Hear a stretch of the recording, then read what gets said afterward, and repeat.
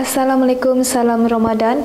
Anda sedang menyaksikan Mutakhir edisi petang di Sabah Hits Online TV. Bersama saya Rashina Irham, kita teruskan ke tajuk utama petang ini. Atasi masalah penyalahgunaan dada dalam kalangan pelajar perlu ditangani. Tragedi menyedihkan, 2 buah rumah musnah terbakar di Keningau.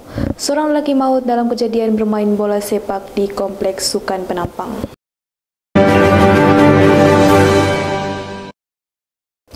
Parti Bersatu Sabah berharap dapat diberikan peluang untuk kembali bertanding di Parlimen Ranau pada pilihan raya umum ke-15. PBS akan menghormati dan bekerjasama dengan parti bersekutu, terutamanya komponen kerajaan GRSBN.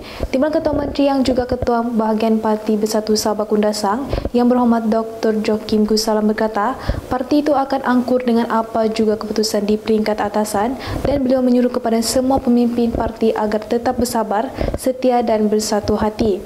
Tambahnya, selaras dengan wawasan parti mendewasakan belia dan welawanis di kalangan pengundi muda yang berumur 18 tahun dan ke atas perlu dibentuk dan dilatih. Ini adalah penting bagi golongan muda yang akan menjadi pentadbir parti pada masa akan datang. Bagaimanapun, beliau mengingatkan kepada semua ahli agar memperkukuhkan dan memantapkan pentadbiran di peringkat bahagian dan cawangan. Saya Ivy Albi, Saya Rashina Irham, dan saya Syazena Azman. Kami dari Sabah Hits dan Sabah GZ ingin mengucapkan selamat menyambut bulan Ramadan 2022.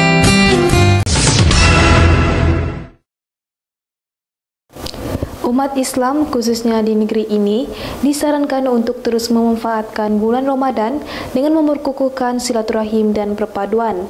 Ramadan adalah bulan untuk kita meraih sebanyak mungkin pahala dan ganjaran, dan gunakanlah ruang ini untuk menambah ilmu pengetahuan dengan membaca, mendengar dan menghayati Al-Quran. Menteri Tugas-Tugas Haj yang berhormat Datuk Dr. Muhammad Arifin Muhammad Arif berkata, bulan mulia ini juga seharusnya dijadikan peluang untuk mengeratkan hubungan kekeluargaan, kejiranan dan kemasyarakatan. Selain itu, umat Islam turut digesa agar mengimbarakan lagi masjid dan surau bersama ahli keluarga dan komuniti setempat sepanjang Ramadan ini. Tambahnya, beliau telah menyampaikan set cenderahati Ramadan berupa kurma, sejadah mini dan buku kecil Yasin kepada lebih 4,000 buah rumah di kawasan Dewan Undangan Negeri Membakut, dan melalui agihan daripada 35 pengurusi jawatan kuasa pembangunan dan keselamatan kampung serta 1 jawatan kuasa kemajuan dalam bandar.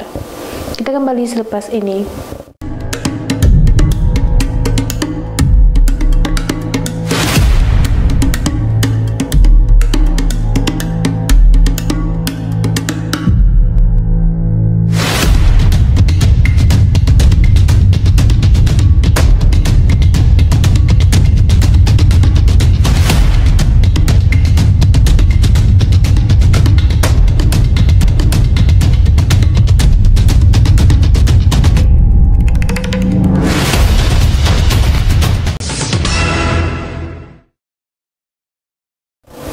Kita bertemu kembali. Jabatan Pendidikan Negeri Sabah telah menjalin kerjasama pintar dengan agensi anti dada kebangsaan untuk mencari pendekatan terbaik mengatasi permasalahan dada dalam kalangan pelajar di sekolah di negeri ini.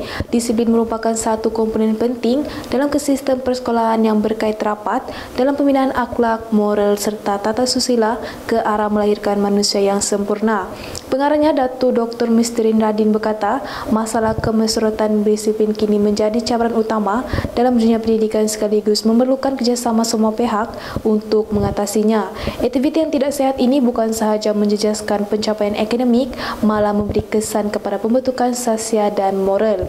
Tambahnya, pelajar yang bermasalah disiplin di sekolah kebiasaannya akan menghadapi prestasi rendah dalam bidang akademik, dan masalah penagihan dada dalam kalangan muda haruslah ditangani secara bersepadu dengan melibatkan semua lapisan masyarakat berikutan dengan kes penyalahgunaan dada boleh mengundang kepada masalah jenayah. Kak, stres aku mau exam tapi sakit badan aku. Pening lagi, tak fokus lagi. Kau ni dari tadi bising, pening lah, stres lah. Kau mau kasih stres kau? Ya. Kau mau kasih pening kau? Ya. Kau mesti try kopi, beef kopi. Kopi apa nih kak? Kau try, kau rasa macam mana, lepas tu baru kau datang berjumpa kakak. Oke. Pergi, Aku buat dulu.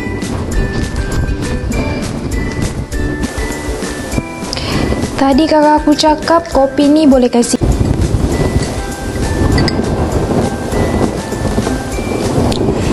Macam mana? Sudah masak?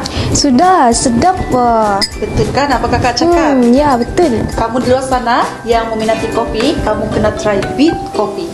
Ya, dia dapat membina sel darah merah, dapat melancarkan sistem pengedaran darah dan juga dapat menyucikan asid urik.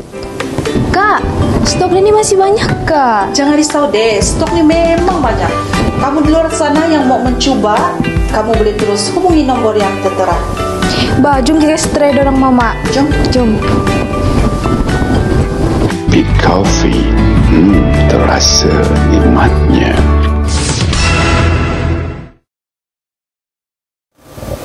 Dua buah rumah telah musnah dalam kebakaran di Jalan Apollo Atrium Keningau di sini pada petang kemarin. Kedua-dua buah rumah jenis tidak kekal berukuran 10 kali 20 dan 30 kali 40 itu musnah terbakar 100%.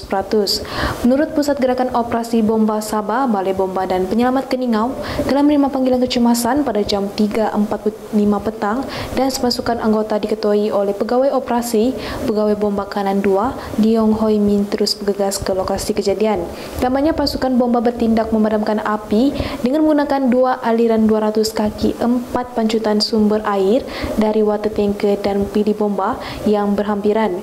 Kemudiannya kebakaran dapat dikawal pada jam 4.33 petang dan berjaya dikawal sebelumnya pada jam 5.39 petang.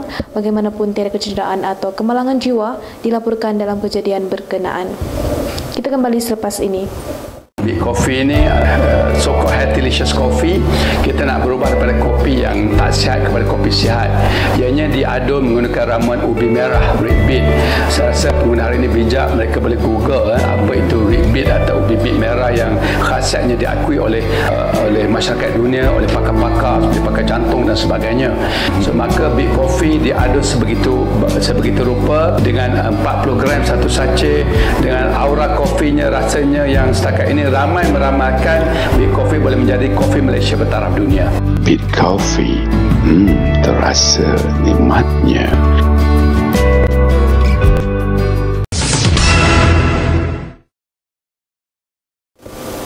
Kita bertemu kembali. Seorang lelaki telah meninggal dunia ketika bermain bola sepak di Kompleks Sukan Penampang di sini pada petang kemarin. Dalam kejadian pada jam 6 petang itu, mangsa berusia 57 tahun yang bermain sebagai penjaga gol itu dikatakan tiba-tiba rebah dan tidak sedarkan diri selepas melontar bola. Ketua Polis Daerah Penampang Deputi Superintenden Muhammad Haris Ibrahim berkata, rakan mangsa yang melihat kejadian itu segera membantu dan mendapati nadinya masih berdenyut. Sepasukan bomba dari Balai Bomba dan Penyelamat Penampang turut tiba di lokasi kejadian selepas menerima panggilan kecemasan daripada orang awam. Tambahnya pasukan bomba segera memberi bantuan pernafasan kepada mangsa sebelum dihantar ke Hospital Queen Elizabeth I, Kota Kinabalu oleh Unit Bantuan Perkhidmatan Kecemasan. Punca kematian mangsa belum didapat kenal pasti. Bagaimanapun mangsa disahkan meninggal dunia ketika menerima rawatan di bahagian kecemasan Queen Elizabeth I. Sekian saja berita untuk petang ini. Saya Irashina Ihram, Sabah Hits Online TV.